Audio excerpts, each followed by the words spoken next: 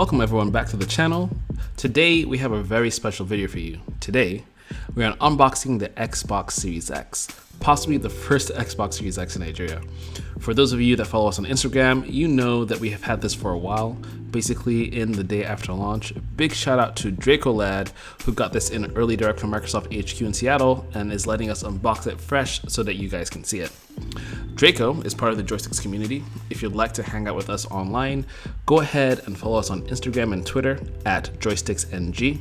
You can also follow Draco Lad on Instagram at Draco_Lad. Then DM us asking for a link to join, and we'll send you a link to our WhatsApp and or Discord. Just let us know which you'd prefer to join.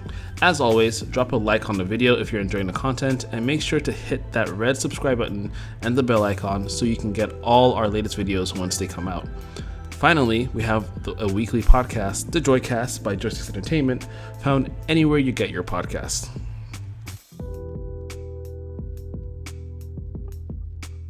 Alright, with all the business out of the way, back to this amazing, compact console. Straight up, one thing that strikes me is the presentation. Feels like we're unboxing an iPhone or receiving a Christmas gift. I don't think I've ever had this feeling from a console before. Kudos to Microsoft for making its customer base feel special. It can be a bit snug to get out of the box, but really, ultimately, it's not that heavy.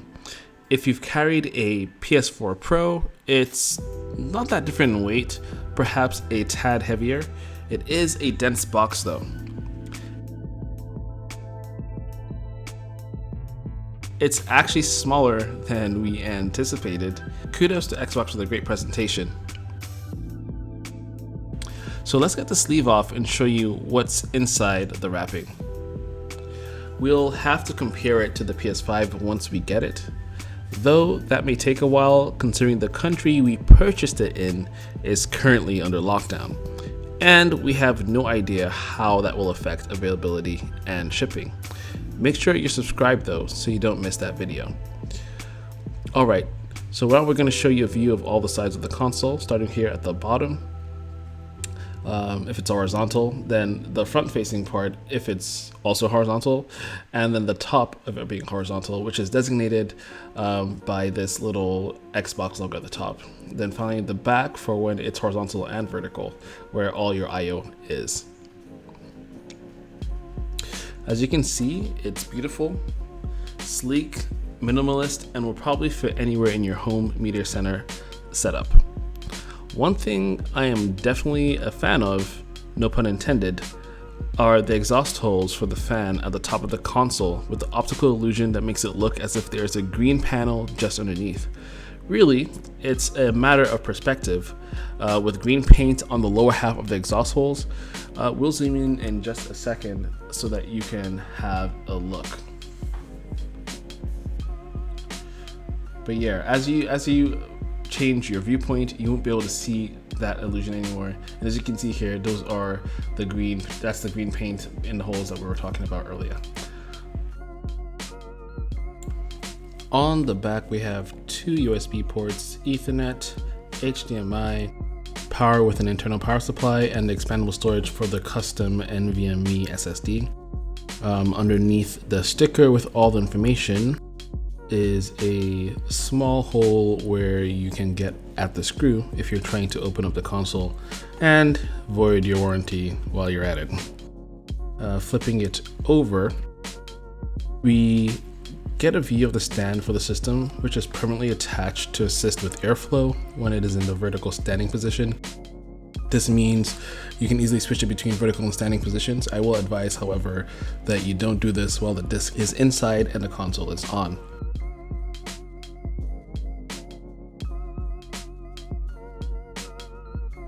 There are little stoppers on the bottom to make it easy to place your console in the horizontal position.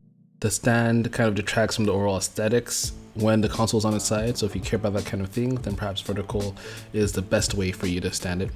Either way, the footprint is small enough. Otherwise, the console looks great with an all matte black finish and with the only gloss being the Xbox logo on the top, which stands out as designed.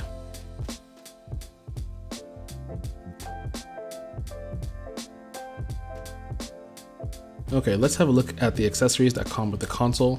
They are in a black box in the back of the console box that can be missed if you're not paying attention.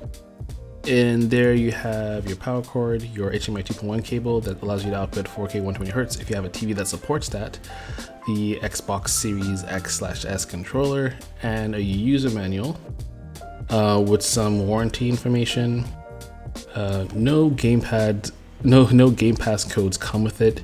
You only get that if you sprung for the all access package that allows you to, pay monthly for your Xbox Series X or S, and also have Game Pass included in that monthly payment over, some fixed term that you might have chosen.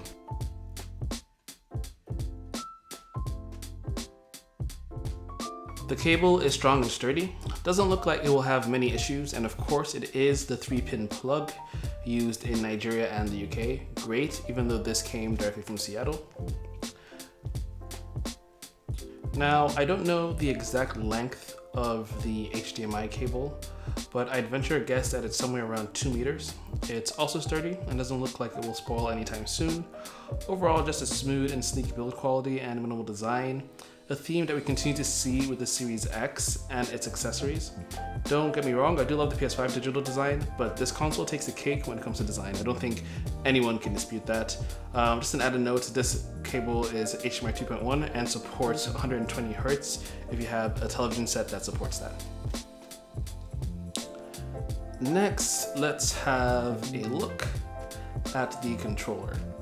As we know, there isn't much of a difference between this and the old Xbox One controllers. There are just a few minor differences. Xbox has very much gone for the vibe, if it ain't broke, don't fix it, and I'm sure you've probably heard this many times in many videos on many unboxings of the pad and previews of the console.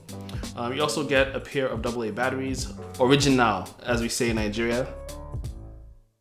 This is another unique feature of the Xbox controllers, as when compared to the PS5 and Nintendo platforms, you have the choice of using your own batteries, which tend to last longer, but need to be replaced once dead, or you can buy a charging pack accessory.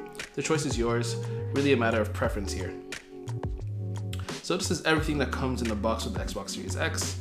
There's also a document that tells you about the I/O and how to download the Xbox app. Fun fact, it doesn't look like you can use your Series X without having the app installed first on an Android or iOS phone and connecting to the internet on both the phone and the console. Not a problem for most, but you could have a few issues for some, especially in Nigeria. The design aesthetic is consistent throughout the whole experience. Everything flows together. Great presentation, very minimalist design. Yes, I know I've said that about 100 times already. I know everyone talks about how cohesive the design language is for the PS5 and its accessories, but Xbox also know exactly what they're doing. It looks great. It's been an enjoyable experience. The console is a little bit heavy, but not that much. Expecting the PS5 to be a proper workout. I want to take a second to just talk about the controller right before we round up this video. As can be expected, it feels almost the same as the Xbox One controller. It feels good in the hand, though it feels a little bit smaller. It also has a textured grip at the back of the controller. Even through these latex gloves, you can feel the grip.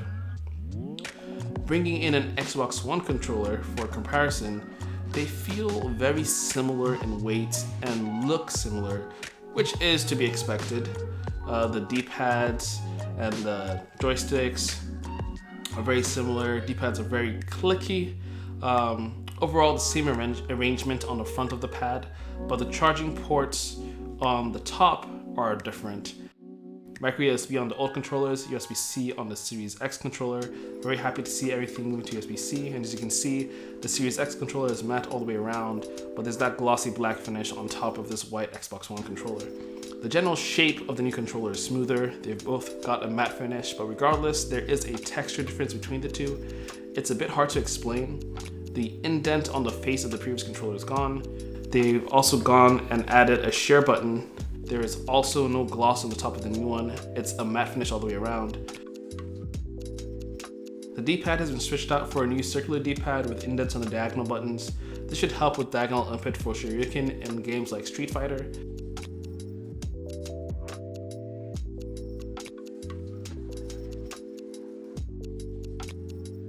The shoulder buttons are a bit shorter on the new pads, but the triggers feel very good and satisfying.